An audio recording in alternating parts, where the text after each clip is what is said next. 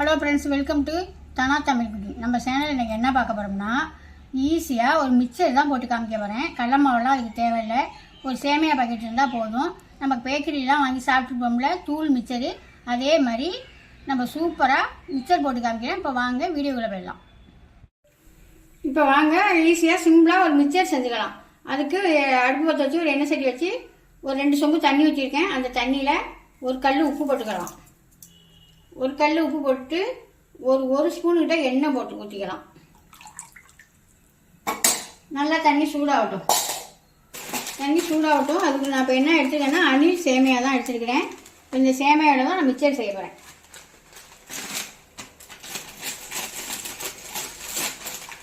எந்த சேமியா வேணாலும் எடுத்துக்கலாம், என்கிட்ட இது இருந்துச்சு அதனால் நான் எடுத்துக்கிட்டேன். இந்த சேமியாவை இந்த நல்லா சூடான தண்ணியில் போட்டுக்கலாம். ஒரு கொதி வந்துட்டு பாரு, இதை எடுத்து வடிகட்டிடலாம். இங்கே பாருங்கள், இந்த மாதிரி கொதி வந்துட்டா இப்போ அடுப்பு ஆஃப் பண்ணிவிட்டு நம்ம வேறு பாத்திரத்தில் மாற்றிடலாம். இந்த மாதிரி வடிகட்டி ஒன்று எடுத்து வச்சுட்டு அந்த வடிகட்டியில் நம்ம வடிகட்டிடலாம்.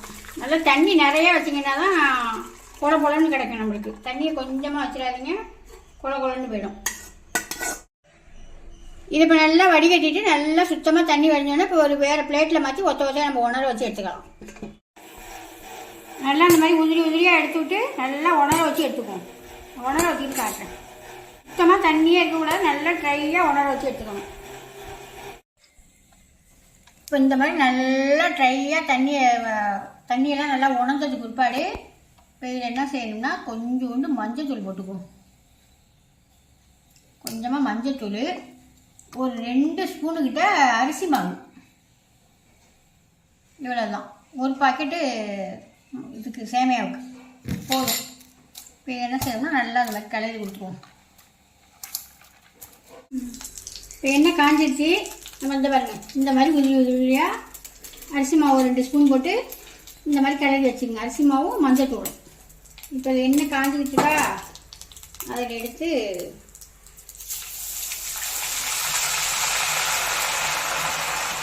அவ்வளோதான். எப்படி வந்துருக்கு பாருங்க. நல்லா பெரட்டி விட்டு நல்லா வேக வச்சு எடுத்துக்குவோம். இது நீங்கள் கடல மாவில் செஞ்சீங்கன்னா இந்த மாதிரி தான் இருக்கும்.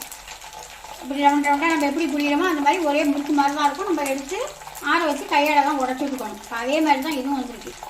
சூப்பராக ஒரு 10 நிமிஷத்துலேயே நம்ம ரெடி பண்ணிடலாம். சேமியா என்ன சேமியா வேணாலும் வாங்கிக்கோங்க. வாங்கி இந்த மாதிரி பிள்ளைங்களுக்கு நம்ம மதியான நேரத்துலலாம் அடுப்புக்கிட்ட போகவே முடிய மாட்டேங்குது. 4 நேரமே செஞ்சு வச்சுட்டோம்னா பிள்ளைங்க எப்போ வேணுமோ எடுத்து ஒரு 10 நாளைக்கு சாப்பிட்டுக்குவாங்க. நல்லா செய்கிற நீங்கள் ஒரு 2 பாக்கெட்டு 3 பாக்கெட்டாக செஞ்சு வச்சுட்டிங்கன்னா சூப்பராக எடுத்து சாப்பிட்டுக்கலாம். நான் இப்போ எல்லாத்தையும் போட்டுக்கிட்டு காமிக்கிறேன். இந்த மாதிரி சல்லடை இருந்தால் ஒரு சல்லடை எடுத்து வச்சுக்கிட்டு கொஞ்சோண்டு அவல்,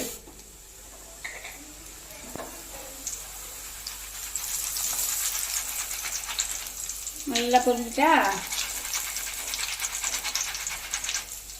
அவ்வளோலாம் போட்டோம்னா நல்லா பொறன்னு சாப்பிட்றதுக்கு நல்லாவே ருசியாக இருக்கும்.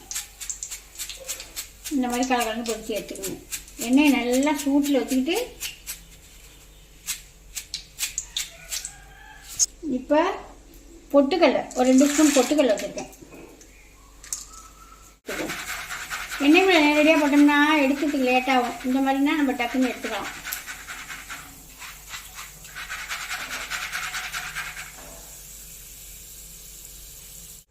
இப்போ நடக்கலை ஒரு 3 ஸ்பூன்கிட்ட எடுத்து வச்சுருக்கேன். வத்தக்கடலை தான், நீங்கள் வத்தக்கடலை இருந்தாலும் பொரிச்சிட்டு போட்டுக்கலாம். வத்தக்கடலை இருந்தாலுமே லைட்டாக பொரிச்சிட்டே போடுங்க. இது நான் எடுத்துக்கிறது பச்சை கடலையும் நல்லா பொரிஞ்சிட்டு நல்லா எண்ணெயை வடிகட்டிட்டு அதில் சேர்த்துடலாம். அதுலேயே கொஞ்சோண்டு பெருங்காயத்தூள், ஒரு கொச்சி கருவேப்பிலை,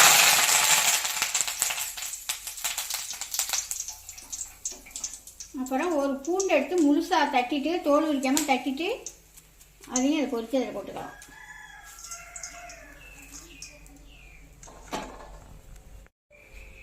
இந்த மாதிரி தோல் உரிக்காமல் தட்டிட்டு பொரிச்சிட்டு அதில் போட்டுக்கலாம்.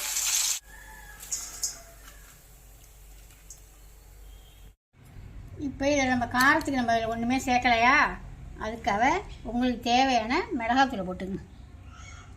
தனி மிளகாத்தூள் வச்சுருப்பீங்கல்ல, அதில் கொஞ்சோண்டு அவ்வளோதான். இதில் இப்போ எல்லாமே போட்டாச்சு. இப்போ ஒரு 1/4 மணி நேரத்து வேலை தான் எனக்கு. ஈஸியாக செஞ்சு முடிச்சிட்டேன். இப்போ இதை நம்ம நல்லா ஒரு பிளேட்டை போட்டு மூடிட்டு குலுக்கி எடுத்துக்கலாம். இப்படி ஒரு பிளேட்டை போட்டு மூடிடுவோம். மூடிட்டு இப்போ குலுக்கி எடுத்துக்குவோம். குலுக்கி எடுத்துட்டு காமிக்கிறேன். அவ்வளோதான். நல்லாவே குலுக்கி எடுத்தாச்சு. நல்லாவே பொறன்னு நம்ம கடையில் கிடைக்கிற மாதிரியே அவ்வளோ சூப்பராக வாசமாக இருக்குது. நம்ம பூண்டு பெருங்காயம் எல்லாம் போட்டுக்கோமா, அவ்வளோ சூப்பராக இருக்குது.